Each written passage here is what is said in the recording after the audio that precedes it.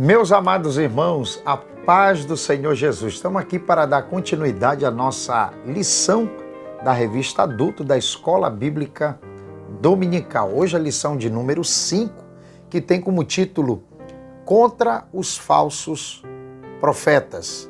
Veja que a proposta desse vídeo é ajudar, contribuir na compreensão da lição. É um trabalho de forma resumido da lição, trabalhando nos pontos principais, ajudando para a compreensão em si da lição e até para transmitir à classe, onde o professor pode trabalhar nos pontos principais, aprofundando cada ponto, sempre alinhado com o título da lição. Tá certo? E hoje, na lição de número 5, quero fazer menção da lição 3, que mostrou para nós, estudando as abominações do templo. Na lição 4 nós tivemos a consequência de tudo isso, que foi o abandono da glória de Deus, seria Deus se afastando do povo. E agora na lição 5, o profeta Ezequiel se levanta contra os falsos profetas. Pode-se acreditar que Ezequiel poderia até estar indo de contra eles, porque se percebe pelo contexto que os falsos profetas tiveram um papel fundamental para o declínio espiritual do povo de Deus nesse período. Não só nesse período, como nos dias atuais nós vemos as falsas mensagens sendo destruidoras para o povo de Deus. Então nós temos aqui o Ezequiel indo de contra aos falsos profetas, e veja o trabalho que teve na Babilônia Ezequiel com os falsos, lutando um combate ferrôneo com os falsos profetas, e vemos também Jeremias em Jerusalém combatendo. Veja que esses falsos profetas, eles tiveram privilégios. Eles apareceram, tiveram esse papel fundamental no declínio do povo, devido até à liderança da época estando corrompida, mergulhada na corrupção. Nós vemos os sacerdotes, período de alguns reis, e era justamente onde os falsos profetas eles sobressaíam, né? As suas mensagens tinham mais poder para alcançar e destruir vidas, levando até a nação toda a um declínio espiritual. E ao se percebe aqui que Ezequiel vem desmascarando esses falsos profetas. Veja que no primeiro ponto da nossa lição, que é sobre os profetas, nós vemos aí a função. Para nós entendermos, nós temos que compreender que os profetas foram, vamos dizer assim, aqueles homens que trouxeram Deus para o povo, e até um papel de ensinar a lei naquela época. Já os sacerdotes eram aqueles que levavam, que intermediavam entre o povo e levava a mensagem para Deus. E os falsos profetas tinham um papel fundamental, eu posso dizer até que tem. E qual o papel dos falsos profetas? É afastar o povo de Deus do caminho certo, do caminho do Senhor. Veja que a lição ela vai trabalhar na parte da palavra em si, a etimologia da palavra profeta. E o que nós temos aqui já de forma bem mais clara, como diz aqui a lição, que traz já o sentido real da palavra profeta, que naquela época, nesse período do Antigo Testamento, de tudo isso quando aconteceu, só havia a palavra profeta, não tinha a palavra falso profeta. O que iria identificar um mensageiro, ou aquele que trazia uma mensagem da parte de Deus, sendo um porta-voz de Deus, um orador, seria o contexto, o ambiente desses profetas. Moisés chega até a mencionar para identificar os falsos profetas era se a mensagem deles se cumprisse ou não. Se cumprisse, o profeta era verdadeiro. Se a mensagem não se cumprisse, dizia Moisés, era um falso profeta. Mas a palavra em si não tinha uma palavra para aqueles que traziam uma mensagem falsa da parte de Deus. Devido a isso, havia uma dificuldade maior para se identificar os falsos profetas. Por quê? A palavra em si ela era dirigida para o verdadeiro, como também para os falsos profetas. Por isso que a lição ela apresenta para nós essa questão da etimologia da palavra. É que não havia uma palavra para separar do verdadeiro para o falso. O que nós temos aqui para ter uma compreensão da palavra em si, o que seria a palavra profeta no Antigo Testamento, nós temos como exemplo que a lição apresenta para nós, quando Deus fala com Moisés, quando diz para Moisés na chamada, dizendo, Moisés, tu serás Deus e o teu irmão será o profeta, o teu profeta. Deus estava dizendo para Moisés, porque Moisés a gente sabe que ele tinha dificuldade para falar, como ele disse, pesado em línguas, na língua, nas palavras, ele tinha alguma dificuldade para falar. Então Deus colocou quem? Arão para ser o porta-voz dele, para ser o orador, no caso, o orador de Moisés. Aí nós já percebemos o ofício da palavra profeta. Nós temos também, no próprio Antigo Testamento aparece isso, a lição apresenta para nós alguns termos, eu deixo aqui para você, alguns termos para designar os profetas de Deus. Nós temos aí mensageiro, embaixador, servo de Deus e do Senhor e homem de Deus. Veja que esses termos também, eles apresentavam acerca do profeta verdadeiro, o profeta que era enviado realmente do Senhor. E como perceber, nós vemos aqui acerca dos falsos profetas. Eu quero ler aqui, diz assim, profetizar falsamente era crime em Israel, sob pena de morte conforme a lei de Moisés. Curiosamente, o mesmo termo hebraico Navi, Roé e Oze, usados para os profetas do Deus vivo, ou vidente como Samuel e Gade, são também aplicados aos falsos profetas. Veja que havia essa grande dificuldade para a identificação. E veja que nem temor eles tinham, porque já havia uma lei para aqueles que profetizavam falsamente. O que vem ajudar para a compreensão foi quando nós temos aqui, a lição apresenta, que foi na tradução do grego, que é a Septuaginta, que é a tradução do grego, que seria do hebraico para o grego do Antigo Testamento. Quando esses rabinos fizeram essa tradução, eles aí analisaram o contexto e eles aplicaram no grego a palavra pseudo-profeta, que seria um falso profeta. Então, seria mais difícil naquela época identificar os falsos profetas.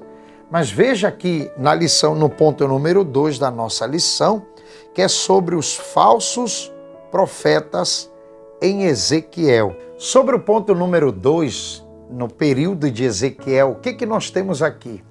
Nós vamos analisar que a Bíblia em si, nesse período que estava acontecendo tudo isso, não havia como identificar em si ou taxar quem era um falso profeta ou um verdadeiro profeta do Senhor. Porque na Bíblia hebraica, eles não conseguiam diferenciar Veja que Ezequiel ele vem desmascarando, até ele usa algumas expressões para até identificar esses falsos profetas, que nós temos aqui a expressão profetas de Israel.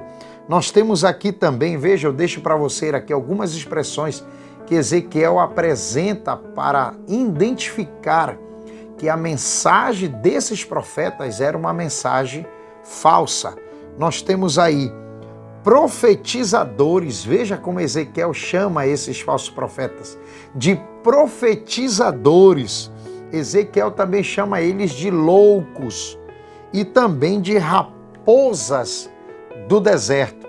Veja que são expressões que Ezequiel apresenta para o povo, até para desmascarar esses profetas que profetizavam, porque naquela época eles não conseguiam ter um escrito identificando. Hoje se torna mais fácil para nós, porque nós temos todo o projeto já elaborado e traduzido para nós. Mas naquela época, na época de Ezequiel, todos eram chamados de profeta. A Bíblia hebraica, ela chamava de todos de profeta. Não havia a palavra falso profeta. E aí se tornaria mais difícil. E veja que Ezequiel, ao profetizar para eles, isso aqui trazendo uma revelação de esclarecimento acerca desses falsos profetas, primeiro usando essas expressões, segundo, mostrando a fonte da profecia desses falsos profetas, que seria o próprio coração deles, que eles profetizavam do seu próprio coração, os falsos profetas, como a mensagem ela traz para nós no versículo 12, que profetizam o que vê o seu coração. Seria a denúncia de Ezequiel para esses falsos profetas, mostrando a fonte. Veja que ainda que eles diziam, assim diz o Senhor, mas Ezequiel tinha a visão que a fonte dessas mensagens eram dos seus próprios corações. Então nós temos aí no ponto 2, sobre os falsos profetas, Ezequiel trazendo para nós, desmascarando através dos termos usados por ele e a fonte da mensagem desses profetas. Nós temos também no ponto 3, deixo aí para vocês, sobre a geração das mensagens falsas. Veja aqui no ponto 3 sobre a geração das mensagens falsas. Nós vemos aqui que o povo de Deus já havia provado casos, com falsos profetas, trazendo mensagens falsas. E parece que o povo gostava desse momento, estavam ansiosos por uma mensagem. A gente sabe que o povo, quando ele vai se corrompendo, parece que tem uma inclinação melhor, porque a gente sabe que essas mensagens, geralmente ela vem para satisfazer pessoas, o próprio ego de uma pessoa. E nós vemos hoje, até na atualidade, na igreja, o nosso ambiente de igreja, pessoas que dão lugar para essas mensagens falsas. Veja que a lição traz para nós acerca do profeta do Antigo Testamento.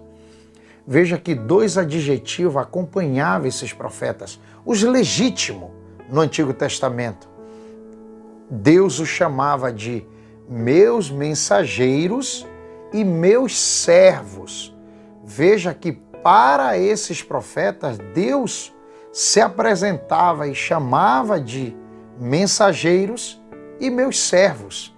Nós temos aqui que sempre eles sofriam oposições das autoridades.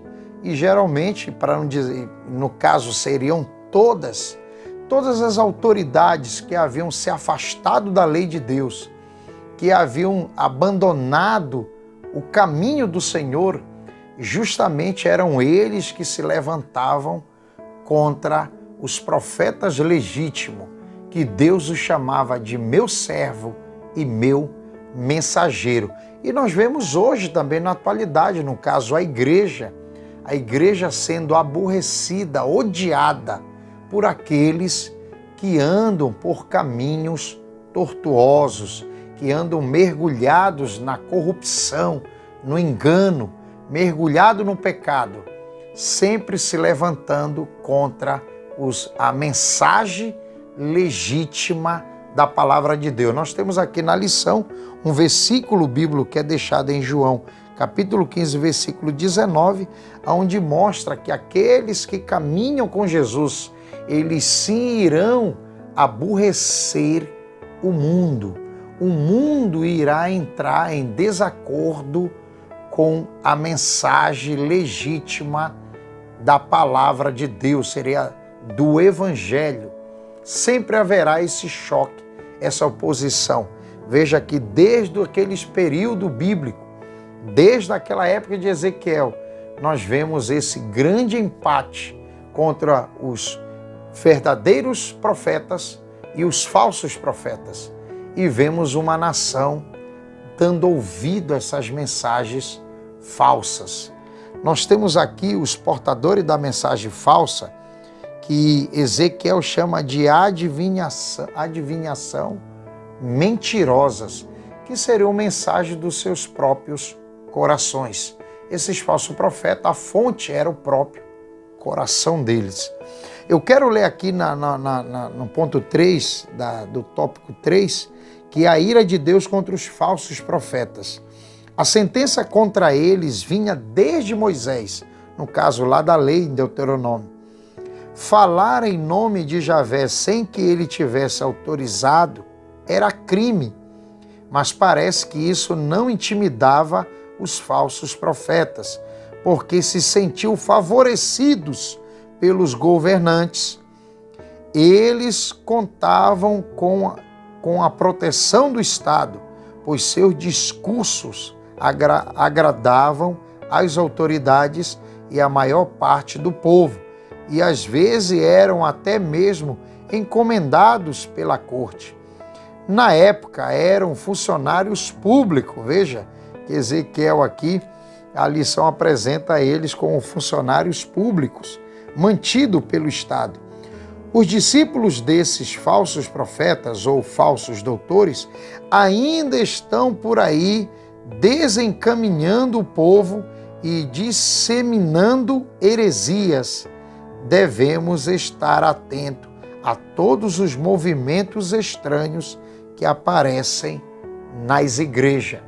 Veja o cuidado que deve haver. Na sua conclusão, nós vemos Pedro, na sua segunda carta, no capítulo 2, esse capítulo é um capítulo que ele traz de forma muito aberta acerca dos falsos profetas, falando a mensagem deles, da onde eles saíram, a fonte das suas mensagens.